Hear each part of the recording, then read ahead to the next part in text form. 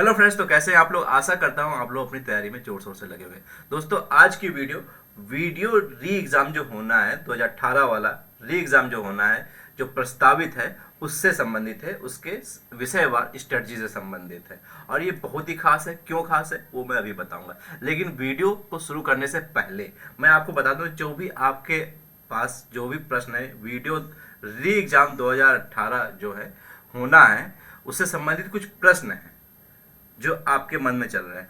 उसके मैंने पिछली वीडियो में मैंने उत्तर दिए थे। जैसे री एग्ज़ाम जो है ये दिसंबर के महीने में होना है या नहीं होना, तो कब होना है, सिलेबस में बदलाव हुआ है कि नहीं हुआ है, हुआ है तो क्या हुआ है, नहीं हुआ है तो बात खत्म ही हो है।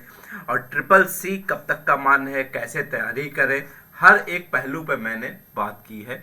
वीडियो बहुत ही इन्फॉर्मेटिव होगी। आप देख लीजिएगा, डिस्क्रिप्शन में मैं लिंक दे दूंगा इस वीडियो का, आप देख लीजिएगा, आप के लिए बहुत ही फायदेमंद होगा। अब आते हैं हम लोग अपनी आज की वीडियो पे। आज की वीडियो है कि देखिए, वीडियो री एग्ज़ाम 2018, इससे अच्छा मौका दोबारा नहीं मिलेगा, सच में ही नहीं मिलेगा। इसको मैंने डिटेल में पिछली वीडियो में समझाया था कि क्यों क्यों खास है, यहाँ पे कंपटीशन क्यों इतना कम है। ठीक है। और यहाँ पे जैसे इंग्लिश नहीं आनी है, मैथ नहीं आनी है। बहुत सारे बच्चे जो यूपी बोर्ड वाले बच्चे होते हैं, उनकी इंग्लिश वीक होती है। बहुत सारे ऐसे बच्चे होते हैं जिनकी मैथ वीक होती है। यहाँ पे वो नहीं है। यहाँ पे हिंदी है, जनरल अवेयरनेस है, या कहें आप सामान्य अध्ययन हो गया, और रीजनिंग है। 3 सब्जेक्ट पे डिपेंडेड है पूरा ये एग्ज़ाम। और विषय में कोई बदलाव नहीं है।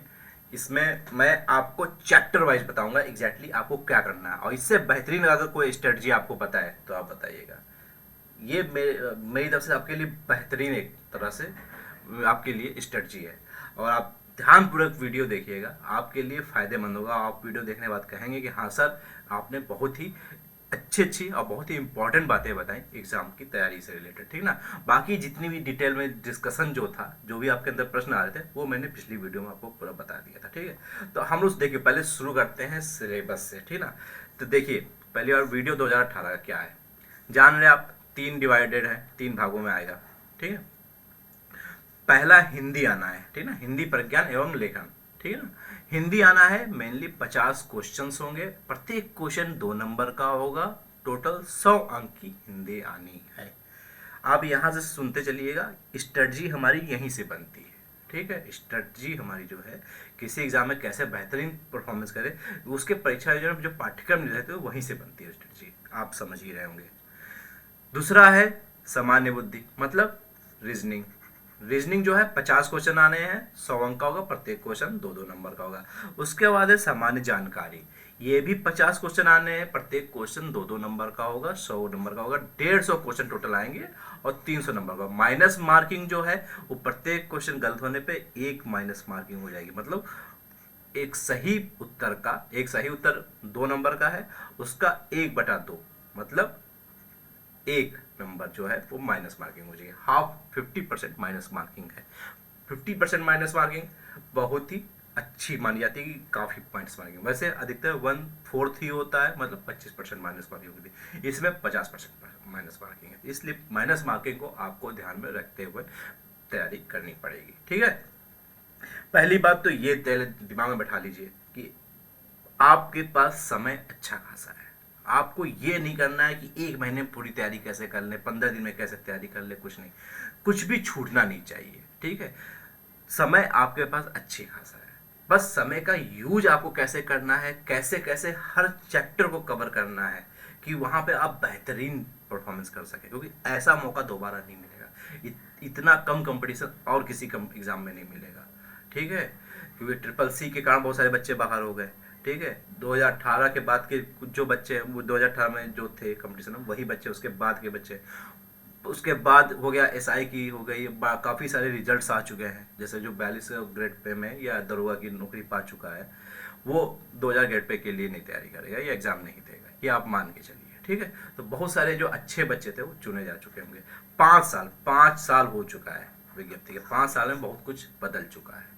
मतलब बहुत सारे बच्चे कंपटीशन से हट चुके हैं, क्योंकि वो कहीं ना कहीं जा चुके हैं जो क्रीम थे। ठीक है। और 2018 तक जब आई थी ये विज्ञप्ति, उस समय तक का ही ट्रिपल सी मान्य है, इसके बाद का ट्रिपल सी मान्य नहीं है। तो उस हिसाब से बहुत सारे बच्चे बाहर हो गए। कुल मिला के कहने का अर्थ यह है कि कंपटीशन यहाँ बहुत ही कम है। बहुत ही कम का मतलब ये नहीं कि फ्री में नौकरी मिल रही, अन्य परीक्षाओं के अपेक्षा कम है, ठीक है। तो ये माइनस मार्किंग ध्यान रखना है। अब इनका सिलेबस देखिए आप एक बार के लिए, ठीक है ना। पहले देखिए इनका पाठ्यक्रम क्या है। हिंदी में क्या बोला है, हाई स्कूल स्तर की हिंदी आनी है। कोई चैप्टर नहीं बताया है, गौर करने वाली बात है, कोई चैप्टर नहीं बताया गया है। अब एग्जैक्टली आपको कौन कौन से चैप्टर पढ़ने हैं ये मैं आपको बताऊंगा। फिर आता है सामान्य बुद्धि परीक्षण मतलब रीजनिंग, कौन कौन से चैप्टर आने हैं ये भी इसमें नहीं बताया गया। भाई समझे संबंधों समानताओं संगतताओं का पता लगाना, निष्कर्ष निकालना, बौद्धिक क्रिया, इतना ही। लेकिन जानते हैं यूपी ट्रिपल एससी का इतिहास रहा, ये सब्जेक्ट में जो सिलेबस ही बताते हैं उस चैप्टर से भी हटके क्वेश्चन पूछते हैं, ठीक है। तो कुल मिला के यहाँ पे भी सिलेबस इन्होंने कुछ नहीं बताया है। और सामान्य जानकारी में इसमें भी सिलेबस नहीं बताया है। ऐतिहासिक भी हो गया, भौगोलिक भी हो गया, वैज्ञानिक भी हो गया, मतलब समसामयिकी भी हो गया, हर तरह की जानकारी आ गई यहाँ पे। एग्जैक्टली सब्जेक्ट वाइज नहीं बताया कि हिस्ट्री से क्वेश्चन आ रहा है, कितने आ रहा है, प्राचीन इतिहास से आ रहा है, भूगोल से आ रहा है, क्या आ रहा है, ठीक है ना, ऐसा कुछ नहीं बताया। तो आपको करना क्या है, अब यहाँ से हमारी मेन रणनीति शुरू हो रही है, ठीक है। तो पहली बात तो हम लोग डिस्कस करेंगे सब्जेक्ट वाइज, और सब्जेक्ट में भी चैप्टर वाइज। हम लोग पहले बात करते हैं हिंदी पे। देखिए मैंने एक पूरा बना के रखा है हिंदी। हिंदी में अब ये कहेंगे सर ये 16 चैप्टर्स, देखिए मैं आपके सामने स्क्रीन पे आपको दिख रहा होगा, समास हो गया, पर्यायवाची, विलोम, तत्सम, तद्भव, संध्या, इस तरह कुल मिला के 16 चैप्टर्स मैंने नोट किए हैं, ठीक है दोस्तों। इन 16 चैप्टरों को आप नोट कर लीजिएगा, ठीक है। क्यों मैं बता रहा हूँ, यूपी ट्रिपल एससी के जितने भी एग्जाम अब तक करवाए गए हैं, कंडक्ट करवाए गए हैं यूपी ट्रिपल एससी आयोग के द्वारा, ठीक है, जिसमें हिंदी पूछी जाती है, उसमें ये चैप्टर्स आपके सारे यही चैप्टर्स घूमते रहते हैं, ठीक है। मैंने जितने भी इसके पेपर्स हैं उसका पूरा एनालिसिस मैं बता रहा हूँ। आप कहेंगे कि आप सर कैसे कह सकते हैं यही एनालिसिस है। दोस्त मैं भी गवर्नमेंट एम्प्लॉय हूँ, मैं भी जॉब कर रहा हूँ, यूपी ट्रिपल एससी के द्वारा आयोजित कई सारी परीक्षाएं मैंने भी रिटर्न निकाला है, तो एक अच्छा खासा तजुर्बा भी है, ठीक है। इसके अलावा और भी चैप्टर्स हैं जो आते हैं एग्जाम में, लेकिन उनकी संख्या कम है। इनसे यहाँ से इन 16 चैप्टर से क्वेश्चन ये मैक्सिमम पूछते हैं, ठीक है ना, अपवाद क्वेश्चनों को, प्रश्नों को छोड़कर, ठीक है। क्योंकि 50 क्वेश्चन आ रहे हैं, 50 क्वेश्चन अच्छे खासे होते हैं। इन चैप्टर के अलावा भी कुछ क्वेश्चंस आएंगे, लेकिन मेनली पहले आपको इन चैप्टर पर फोकस रखना है। अब समझ में तो आ गया ये 16 चैप्टर है सर, इसको तैयार करना है, लेकिन कैसे तैयार करना है। देखिए पहली बात तो हड़बड़ाइए नहीं और जल्दीबाजी में तैयारी नहीं करनी है। आपके पास समय है, मैंने पूरा डिटेल में पिछली वीडियो में सब कुछ समझाया था आपको, ठीक है, उसको दोहराने का कोई मतलब नहीं है। तो आपके पास देखिए तैयारी का, इसको 2 भागों में डिवाइड करना है आपको, हिंदी में 2 भागों में डिवाइड करना है। हिंदी जो है हमेशा जब भी आप तैयारी करेंगे तो 2 भागों में डिवाइड करेंगे। जो मेरे पहले से वीडियो देख रहे होंगे वो बच्चे समझ भी रहे होंगे, ठीक है ना। फर्स्टली क्या होता है, सेकेंडली क्या होता है। फर्स्ट में आपको वो चैप्टर्स हिंदी के आते हैं जिसमें रूल्स होते हैं, जैसे समास, ऊपर समास है, समास कितने प्रकार के होते हैं, किसी सेंटेंस में कौन सा समास है, ठीक है ना, मतलब समास पहचानना, ठीक है ना, समास हो गया, संधियां हो गई, संधि विच्छेद करना, ये रूल्स वाले चैप्टर हैं। एग्जैक्टली यहाँ पे कौन सी संधि है, स्वर संधि में भी कौन सी संधि है, ठीक है। तो यहाँ ये रूल्स वाले चैप्टर हो गए, 2 भागों में डिवाइड है। एक तो होते हैं रूल्स वाले चैप्टर, मैं आपको बता रहा हूँ, आप डिटेल में समझिए और कैसे तैयारी करना मैं एक एक चीज़ आपको बताऊँगा, बस आप साथ में वीडियो में बने रहना। एक तो होते हैं रूल्स वाले चैप्टर, एक होते हैं बिना रूल्स वाले चैप्टर, ठीक है ना, मतलब वर्ड पावर पे, मतलब वर्ड पावर, ठीक है ना, शब्द से आते हैं प्रश्न। जैसे आपका देखिए ये पर्यायवाची शब्द है, विलोम, यहाँ पे कोई रूल्स नहीं है, पर्यायवाची में कोई रूल्स नहीं है। आपके पास जितनी शब्द भंडार होंगे जितना अच्छा, उतने ही चांसेस सही रहेंगे कि आप पर्यायवाची वहाँ पे सही कर ले जाएं, विलोम सही कर ले जाए, तत्सम तद्भव सही कर ले जाए। एग्जैक्टली यहाँ कोई रूल नहीं होता है। हाँ कुछ शॉर्ट ट्रिक्स बन जाते हैं कुछ के लिए, पर्यायवाची के लिए, ठीक है ना, लेकिन सबके लिए नहीं है, ठीक। आपको वहाँ पे मैक्सिमम परफॉर्मेंस करना है, ठीक है। तो मैं 2 भागों में डिवाइड कर दिया हिंदी को, एक तो रूल्स हो गए और दूसरे एक शब्द से संबंधित हो गए, ठीक है। पहली बात अब हम समझते हैं रूल्स वाले चैप्टर को कैसे करें। रूल्स वाले चैप्टर आप समझ गए, जैसे आपका ये समास हो गया, ठीक है, संधियां हो गई, ठीक है, और वाक्य शोधन हो गया, लिंग हो गया, वचन हो गया, कारक हो गया, काल हो गया, ठीक है, त्रुटि से संबंधित हो गया, अनेकार्थी शब्द भी कुछ कुछ आप मान सकते हैं। तो ये जो चैप्टर्स मैंने आपको बताए हैं ये चैप्टर्स रूल से संबंधित है। पहली बात इसमें आपको करना क्या है, नंबर 1 पे जितने भी रूल्स हैं, आप अगर इन सब चैप्टरों को पढ़े हुए हैं तो बहुत अच्छी बात है। सोने पे सुहागा नहीं भी पढ़े तो पहले सबके रूल्स समझ लीजिए। एग्जैक्टली समास कहते किसे हैं, और वहाँ पे परिभाषा नहीं आनी है। वहाँ पे आप भी जान रहे हैं, मैं भी जान रहा हूँ, आप कहेंगे सर वहाँ परिभाषा तो आनी नहीं है कि परिभाषा समास किसे कहते हैं, कोई लिखित परीक्षा तो है नहीं, ऑब्जेक्टिव परीक्षा है, बहुविकल्पी परीक्षा है। तो वहाँ पे एग्जैक्टली शब्द आएगा, उसमें कहा जाएगा कौन सा समास है। ऐसा आ सकता है, एक सेंटेंस आ जाएगा, उसमें बताया जाएगा इस शब्द में कौन सा समास है। ठीक है, यही आएगा। लेकिन आप उत्तर तभी सही कर पाएंगे जब आपको समास पता होगा, समास का रूल्स पता होगा। नंबर 1 पे सारे रूल्स आप अगर आप पढ़ चुके हैं, पढ़ते हैं, आपकी हिंदी तैयार है, तो आपको रूल्स सारे रिवाइज कर लीजिए।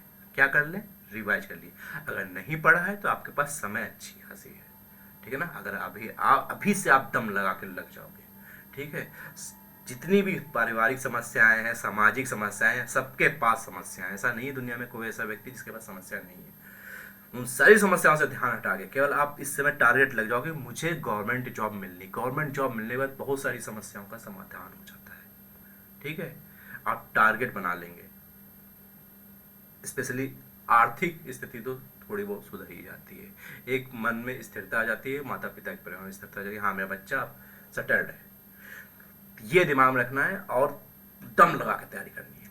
तो फर्स्टली आपको, अगर आप रूल्स सारे तैयार कर चुके हैं, आप पढ़े हुए हैं पहले समाज, तो बहुत अच्छी बात है। लेकिन रिवाइज करिए और बढ़िया से रिवाइज कीजिए, ठीक। या नहीं पढ़े हैं तो पहले तैयारी कीजिए। अब जो कह रहे हैं कि सर अब कहाँ से पढ़ा जाए रूल्स, तो कई सारी अच्छी किताबें हैं। नंबर 1 पे मुझे जो बेहतर लगती है मैं वो बता रहा हूँ। नंबर 1 पे मुझे आदित्य प्रकाशन की जो किताब है, आदित्य प्रकाशन की, क्योंकि उसमें वो एक पॉइंट वाइज उन्होंने दे दिया है कि सारे रूल समझा दिए, क्या क्या है समाज, क्या है, पूरे रूल्स समझा दिए उन्होंने। और फिर क्वेश्चन तो आपको बहुत सारे मिल जाते हैं जो प्रीवियस ईयर की परीक्षा में पूछे गए होते हैं। उनका बहुत अहम रोल होता है, वो मैं आगे बताऊँ आपको। आदित्य प्रकाशन हो गया। नंबर 2 पे हरदेव बाहरी। ये सारी किताबें आपको नहीं पढ़नी है, सारी किताबें नहीं पढ़नी है, ठीक है ना। ये ना समझिएगा कि सारी आपको किताबें पढ़नी है। और भी बहुत सारी किताबें जैसे विद्या प्रकाशन की हो गई, ठीक है, और लूसेंट की हो गई, और भी जो भी आपको बेहतर लगती है उसमें बस आपको ये ध्यान देना है जिससे आपको रूल्स सारे समझ में आ जाए, ठीक है। वहाँ पे कोई शब्द आए तो आप समझ सकें यहाँ पे कौन सा समास है, कौन सा संधि है, कौन सा फलाना डिब्बा, जो भी है रूल्स आपके दिमाग में फिट हो जाए, ठीक है ना। जैसे भी समझ में आए। मेरी नज़र में जो किताबें अच्छी लगती हैं मैंने वो आपको बताया है, ठीक है। ये ना समझिएगा कि मुझे किसी प्रकार मतलब किसी मैं मुझे कुछ कहा गया है कि मैं इन सब किताबों के नाम लूँ, क्योंकि मेरा इतना बड़ा कोई चैनल नहीं है, ना इतने ज़्यादा कोई सब्सक्राइबर है मेरे जो मुझे कोई पूछेगा इस तरह से। तो मुझे जो किताब बेहतर लगती है वो मैंने बताया, जिससे मैं पढ़ता भी हूँ या पढ़ाता भी हूँ, ठीक है।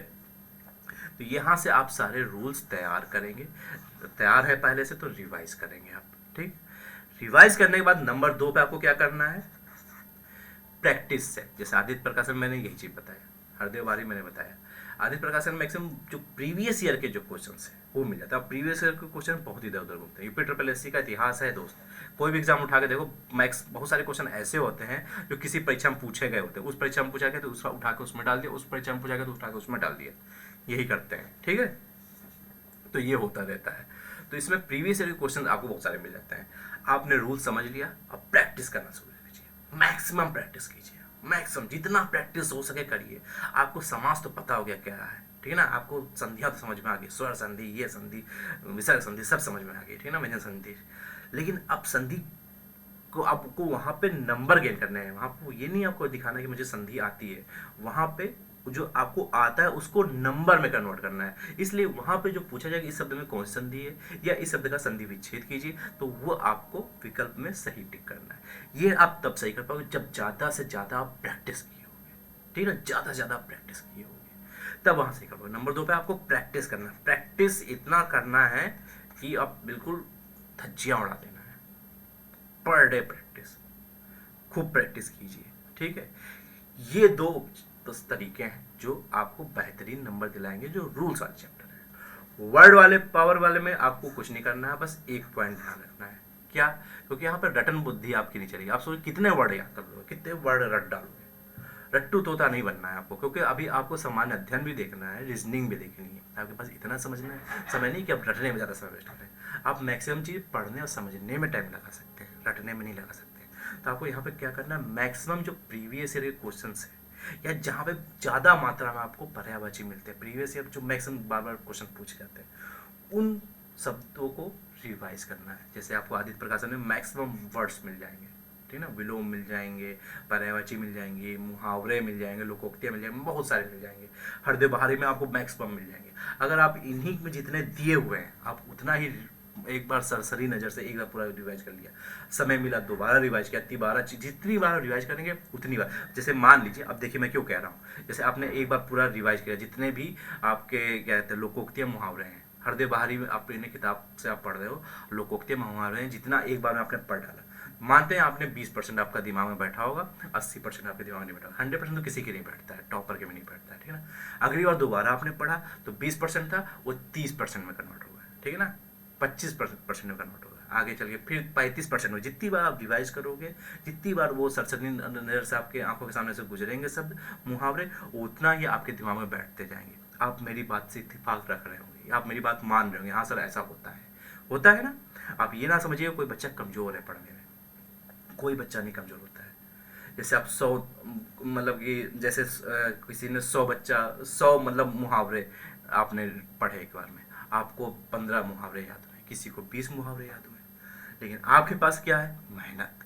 आप दोबारा फिर से पढ़ोगे, दिमाग से पूरा ध्यान पूरा पढ़ोगे, जो 15 था उसको आप 25 लेके जाओगे, ठीक है ना। और जो 20 वाला है अगर वो दोबारा नहीं पढ़ेगा तो आपसे पिछड़ जाएगा। तो मेहनत बहुत ज़्यादा इंपॉर्टेंट करते हैं। आप जितनी बार किसी चीज़ को रिवाइज करते हो उतना ही वो जो को आपकी याद होगी, जितने भी मुहावरे या पर शब्द होंगे उनकी संख्या बढ़ती जाती है, ठीक है, वो आपके दिमाग में बैठते हैं, ठीक है ना। समझ समझ के आप पढ़िए, इससे आप आगे निकलेंगे। अगर आपको सिलेक्शन लेना, ये कोई हाई स्कूल और 10th मतलब हाई 10th की या इंटरमीडिएट एकेडमिक कोई परीक्षा नहीं है।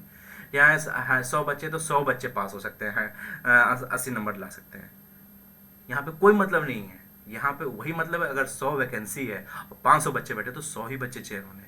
100 बच्चे वो चयनित होंगे जो मेहनत करेंगे। मेहनत अगर 200 बच्चे करें तो 200 में से भी जो 100 ज़्यादा अच्छे मेहनत किया होगा उसका चयन होगा। तो यहाँ दौड़ चल रही है, ठीक है ना। 3 इडियट वाली नहीं कहानी आप सोचिएगा कि ये सब दौड़ रहे हैं और मतलब कि रेस लगी है। सच में रेस लगी है, ठीक है।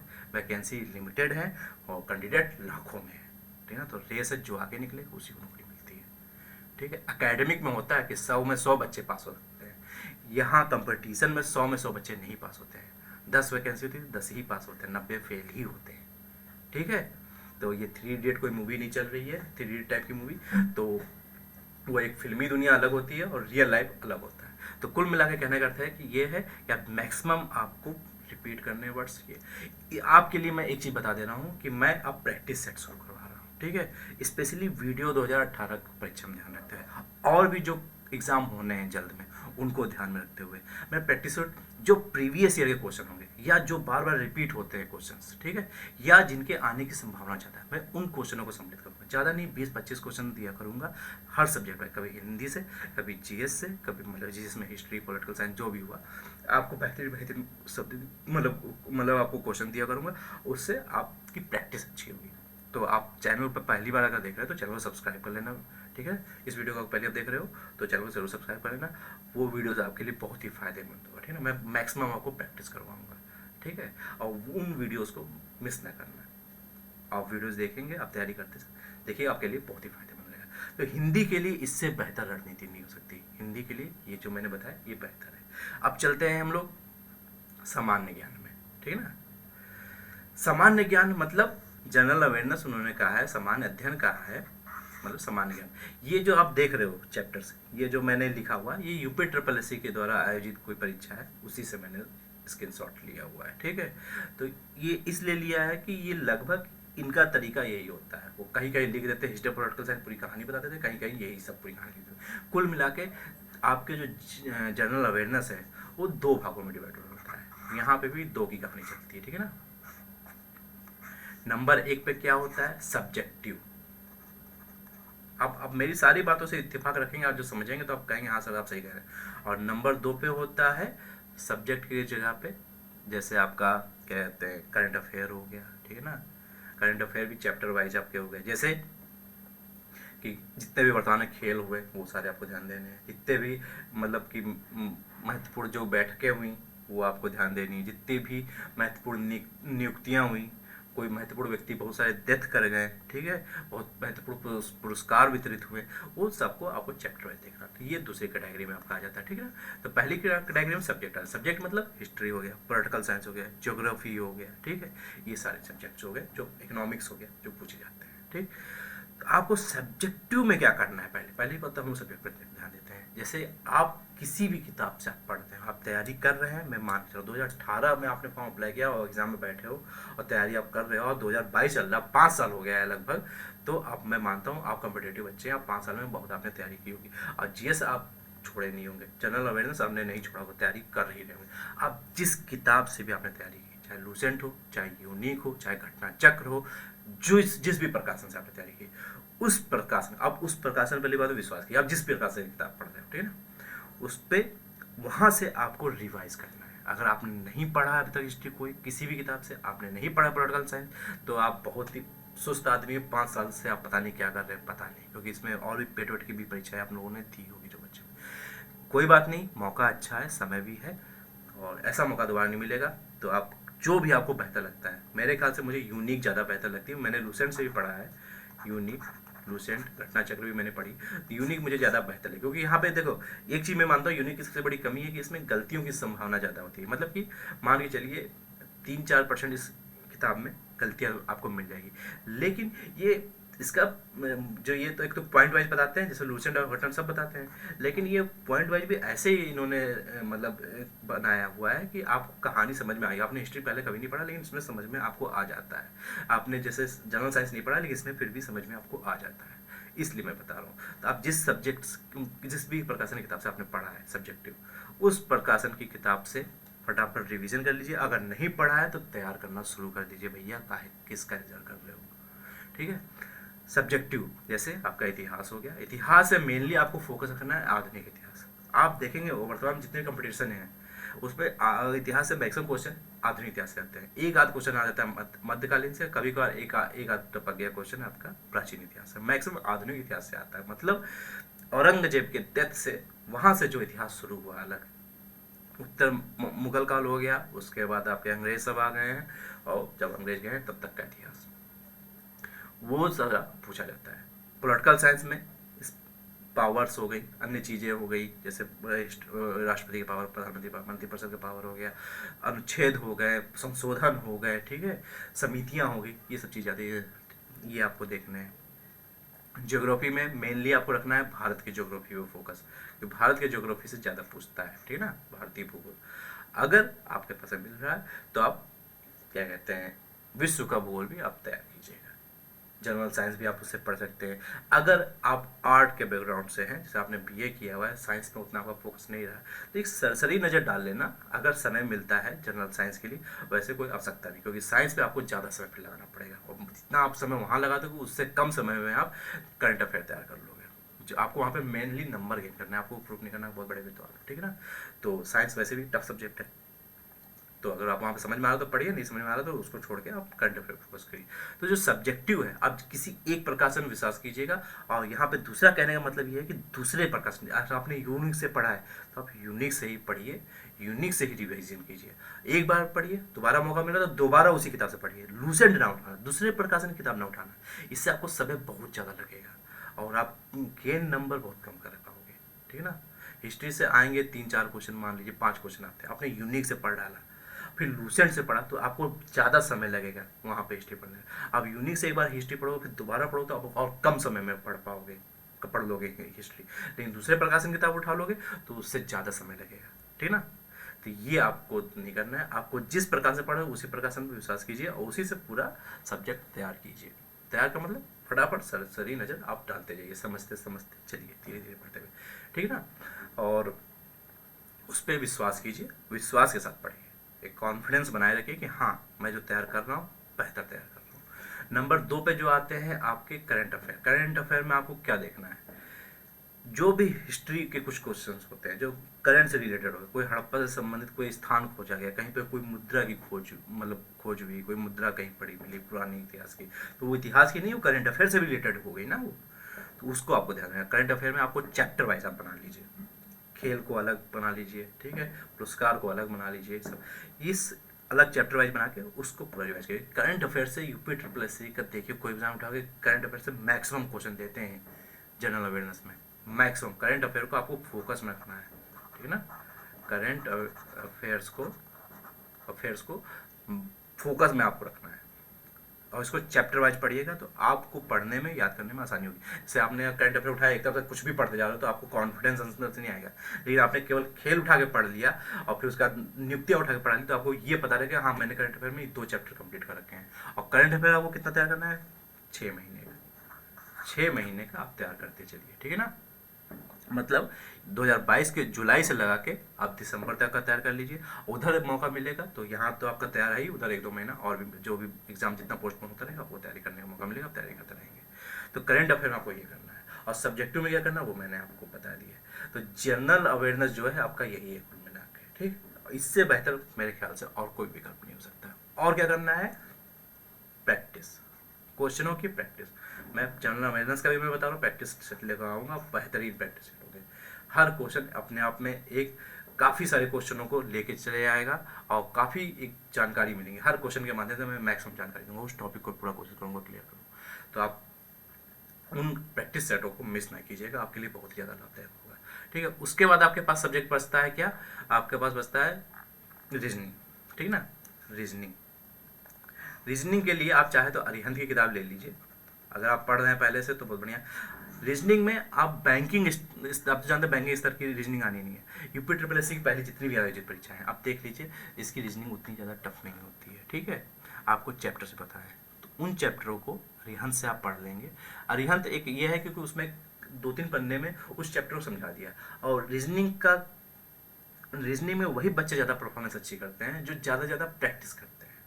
कुछ चैप्टर्स हैं इसमें रीजनिंग में जो जिसमें रूल्स होते हैं, जैसे कैलेंडर हो गया, ठीक है, कैलेंडर में रूल्स है। पासा वाला चैप्टर हो गया, उसमें रूल्स है, वो बिना रूल के आप नहीं कर पाओगे। तो कुछ जो चैप्टर रूल्स वाले हैं उसको रूल्स को आप सर से नहीं डाल लीजिए, ज़्यादा आपको समय नहीं लगेगा। और प्रैक्टिस कीजिए। रीजनिंग पूरे में पूरे 100 में 100 आप ला सकते हो, 100 में 100 ला सकते हो। मतलब कि 2-4 क्वेश्चन 5 क्वेश्चन नहीं आते हैं, लेकिन आप मैक्सिमम क्वेश्चन मतलब सही कर सकते हो। तो आपको वहाँ पे मैक्सिमम क्वेश्चन तभी सही कर पाओगे जब आप ज़्यादा प्रैक्टिस करोगे। तो रीजनिंग प्रैक्टिस को कीजिए। मैं कोशिश करूंगा रीजनिंग का भी प्रैक्टिस सेट लेकर आऊँ, लेकिन उसको मैं थोड़ा बाद में लेकर आऊँ। मेनली मेरा भी फोकस हिंदी और जनरल अवेयरनेस रहेगा, ठीक है। तो वीडियो के लिए ये बेहतर है, आपके पास दिमाग में बैठा के चलिए फरवरी से पहले पेपर नहीं होना है। फरवरी 2023 मैं तो ये तक बोल चुका हूँ कि जो पेपर जो है वो आपका अप्रैल के बाद ही, जो बोर्ड एग्ज़ाम होते हैं 10th के और इंटरमीडिएट के, उसके बाद ही हो पाएगा। क्यों होगा इस सब पर मैंने डिटेल में पिछली वीडियो में डिस्कस किया था, डिस्क्रिप्शन में लिंक दे दूंगा, आप देख लीजिएगा वीडियो, आपको पूरी बात समझ में आ जाएगी, ठीक है। तो इस वीडियो में इतना ही। और आपको कैसी लगी ये स्ट्रेटजी, अगर आपके दिमाग में और भी कुछ प्रश्न है इस स्ट्रेटजी से रिलेटेड या सब्जेक्ट से रिलेटेड या चैप्टर से रिलेटेड, जो भी प्रश्न हो कमेंट बॉक्स में लिखिएगा, आपके तो सर रिप्लाई करेंगे, ठीक है। और चैनल को जरूर सब्सक्राइब कर लीजिएगा। ये चैनल आपकी तैयारी में अहम भूमिका पहले भी निभाता रहा है, आगे भी निभाता रहेगा। मैं अपनी तरफ से मैक्सिमम कोशिश करूंगा आपके लिए कुछ ना कुछ बेहतर लेके आऊँ, जिससे आप अपने, अगर आप मेहनत कर रहे हो, दम लगा के मेहनत कर रहे हो, मैं उन बच्चों की बात नहीं कर रहा हूँ जो नहीं मेहनत करते हैं, ठीक है ना, यूट्यूब पे शॉर्ट्स वीडियो में लगे रहते हैं।